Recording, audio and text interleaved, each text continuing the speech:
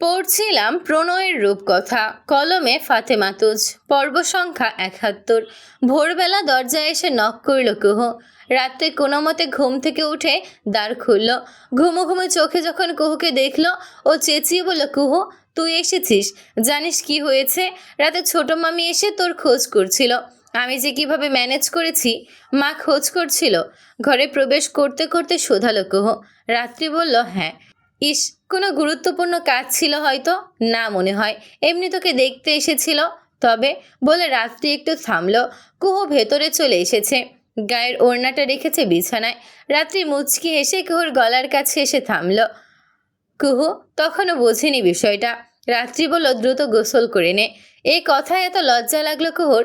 ও অন্য পাশ ফিরে বলল, একটু পরে করে নেব রাত্রিপো। জি না, এখনই করবেন, এখনই করতে হবে। কুহু লজ্জায় কেমন রঙিন হয়ে যাচ্ছে। রাত্রি এগিয়ে এসে বোনের বাহু টেনে ধরল। কুহু চোখ তুলে তাকাতে পারছে না।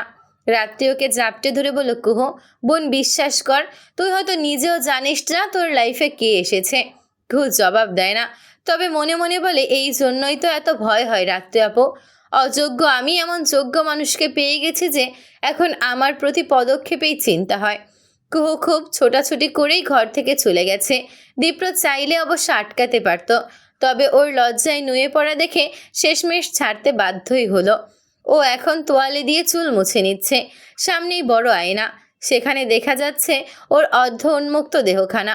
পেটানো শরীরে বিন্দু বিন্দু জল জমে আছে। সেটা তোয়ালে দিয়ে মুছে নিয়ে দীপ্র অন্য পাশ ফিরল। বিছানায় তাকাতেই ওর মনটা উদাস হয়ে গেল। একটু আগেও তো এখানে ছোট্ট একটা দেহ ছিল, যে ওর বুকের সাথে মিশেছিল সমস্ত রাত। দীপ্র বড়ই হতাশ লাগে। এতদিন এই লুকোচুরি ভালোবাসাটা মজা লাগলেও আজকের পর থেকে এটা বেশ ভোগাবে দীপ্রকে। আজ প্রায় সকলেই খুব ভোর ভোর উঠেছে। সবাই এসেছে খাবার খেতে। দীপ্র একটু লেট করে এলো। ও আসতেই অরণ্য বলল, ভাই বেঁচে আছিস? বেঁচে কেন থাকবো না? রাতে কতবার কল করেছি, দেখেছি। আশ্চর্য, দেখেও রিসিভ কেন করলি না? অরণ্যর চোয়াল নেমে আসে। দীপ্র চেয়ারে বসতে বসতে বলে, রিসিভ করিনি কারণ I was busy with very important work at that time. এ কথার পরপরই কুহুর কাশি উঠে যায়। সকলের নজর যায় ওর দিকে। দীপ্রর পানির গ্লাস এগিয়ে দিয়ে বলে, আসতে, আমি এমন কিছু বলিনি যাতে কাশি উঠতে হবে। কুহু দ্রুত পানির গ্লাস থেকে পানি পান করে। এমনিতেই ও লজ্জায় মাথা উঠাতে পারছিল না, আর এই লোকটা এসেই শুরু করেছে। কুহু না তাকালেও দীপ্রর নজর ওর দিকে। ও চেয়ে আছে এক দৃষ্টিতে। অরণ্য ওদের এই কাহিনী দেখতে চাইল রাত্রির দিকে। রাত্রির চোখ পাকিয়ে বোঝালো, তুমি এত বলদ কেন অরণ্য? খাবার খাওয়ার সময় কুহু একটিবারও দীপ্রর দিকে তাকালো না। একটিবারও না। দীপ্র তাই সুযোগ পেয়ে মেয়েটিকে চেপে ধরল। কুহু চিৎকার করতে গিয়েও থেমে গেল। নজর নামিয়ে বলল, কেউ আসবে? আমি ভয় পাই নাকি? সেটা বলিনি। কি বলছিস তাহলে? আমার বউ আমি চেপে ধরেছি, তাতে কার কি? কুহু আর পারে না।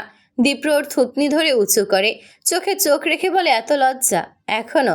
মেয়েটির বুকের ভেতর কম্পন তৈরি হয়ে যায়। দীপ্র আরেকটু এগোয়, ফিসফিসিয়ে বলে, অথচ তখন তুই আরও। কুহু হাত দিয়ে দীপ্রর মুখ আটকে ধরে, মিনমিনে সুরে বলে, প্লিজ আর বলবেন না। কেন বলবো না? তখন তো আরও। প্লিজ। দীপ্র থেমে যায়। ওর ঠোঁটের কোণে মৃদু হাসি এসে আটকায়। ও বলে, আচ্ছা আর বলবো না, তবে আমার কিছু চাই।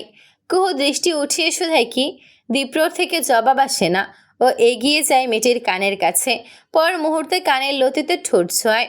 কুহুর সমস্ত শরীরে শিরশির হাওয়া বয়ে যায়। দীপ্র হেসে ফিসফিসিয়ে বলে, এই সামান্য ছোঁয়াতেই এমনভাবে কাঁপুনি ধরছে, অথচ সমস্ত রাত আমার বুকে মিশেছিলি জান। কথায় আছে, মানুষ যা দেখতে চায় না তাই বারবার চোখে ধরা দেয়। দীপ্র কুহুর এই মুহূর্তটা আয়নার সামনে এসেই ধরা দিল। ও আর থাকতে পারল না, পিছিয়ে গেল। দু চোখে আগুন জ্বলতে লাগলো।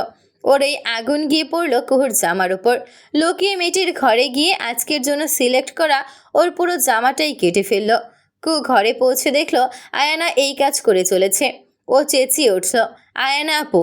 ও একটু চমকালো, খুব বেশি ভয় পেল না, বরং একটা ভাব চলে এলো। কুহু এগিয়ে এসে ওর হাত থেকে ছিনিয়ে নিল জামাটা, তারপর মেলে ধরল। দেখলো পুরো জামাটার বেহাল দশা। আয়ানা হেসে বলল, সরি রে কুহু, আমি না একদমই বুঝতে পারিনি। আয়ানার মনটা এবার শান্ত হয়েছে। ও ঠোঁটের কোণে বাঁকা হাসি নিয়ে ঘর ছাড়ল, আর ওর যাওয়ার পানে ফ্যাল ফ্যাল করে তাকিয়ে রইল কুহু। আয়ানা সেজেগুজে তৈরি হয়েছে। আজকেও তাকে অপ্সরার মতন লাগছে। ও নিজের মতন ঘুরঘুর করছিল। বিয়ের আসর মাত্রই জমতে শুরু করেছে। খানিক বাদে বর বউদের নিয়ে আসা হবে, বিয়ে পড়ানো হবে। দীপ্র সামনেই দাঁড়িয়ে ফোনে কথা বলছে। এত কিছুর পরও আয়ানার শিক্ষা হয় না। ও হাসি হাসি মুখে দীপ্রর দিকে এগোতে যাচ্ছিল, ঠিক তখনই কুহু ডেকে উঠল, আয়ানা আপু বলে। আয়ানা পেছন ঘুরতেই কুহু একটা ইটের সাথে পা লেগে পড়তে পড়তে গিয়ে পড়ল আয়ানার শরীরে। ওর হাতে ছিল শরবতের গ্লাস, যা আয়ানার শরীরে গিয়ে পড়ল। সকলের দৃষ্টি পড়ল ওদের দিকে। খুব ব্যস্ত হয়ে বলল, সরি সরি, কিভাবে যে পড়লাম। এই বলে একটা টিস্যু নিয়ে আয়ানার ড্রেস পরিষ্কার করতে এলো কুহু। আয়ানা নির্বিকারভাবে তাকানো। কি থেকে কি হলো তাই বোধগম্য হচ্ছে না। কুহু সুযোগ বুঝে ফিস করে বলল, ইট মারলে পাটকেল তো খেতেই হবে আয়ানা আপু। সামনে আর এক পাও এগোবে না। এটা তোমার জন্য আমার ছোট্ট সতর্কবার্তা। সব মেনে নিলেও ওই মানুষটার দিকে নজর আমি আর মানব না। কুহু, দাঁত চিবিয়ে চিবিয়ে বলল আয়ানা। কুহু তাচ্ছিল্যের হাসি হেসে গলার স্বর উঁচু করল, বলল, ইসরে, পুরো জামাটাই তো নষ্ট হয়ে গেছে আয়ানা আপু। খুব সরি বুঝলে, তুমি বরং জামাটা চেঞ্জ করে নাও। বিয়ে বাড়িতে দুই একটা বিচ্ছিন্ন ঘটনা তো হয়ই বলো। রাগে আয়ানার মাথা ফেটে যাওয়ার উপক্রম হলো, তবেও একটা কথাও বলতে পারল না। চেয়ে রইল অগ্নিদৃষ্টি নিয়ে। কুহু যে ইচ্ছে করেই ঘটনাটা ঘটালো তার কেউ না দেখলেও দেখেছে দীপ্র। ও এগিয়ে যেতে গিয়ে মানুষটার মুখোমুখি পড়ল। দৃষ্টি নামিয়ে ফেলতেই দীপ্র এগিয়ে এসে ওর বরাবর দাঁড়ালো। কুহু মিনমিনে সুরে বলল, সকালে আয়ানা আপু আমার ড্রেস কেটে ফেলেছে, তাই আমি। দীপ্র আলগোছে হাত বাড়িয়ে দিল ওর গালে। হালকা চাপে মুখটা উঁচু করে শুধালো, কবে থেকে এমন শোধ নিতে শুরু করলি তুই? জানি না, রাগ হয়েছিল তাই করে ফেলেছি। বেশি ভুল করে ফেলেছি দীপ্র ভাই।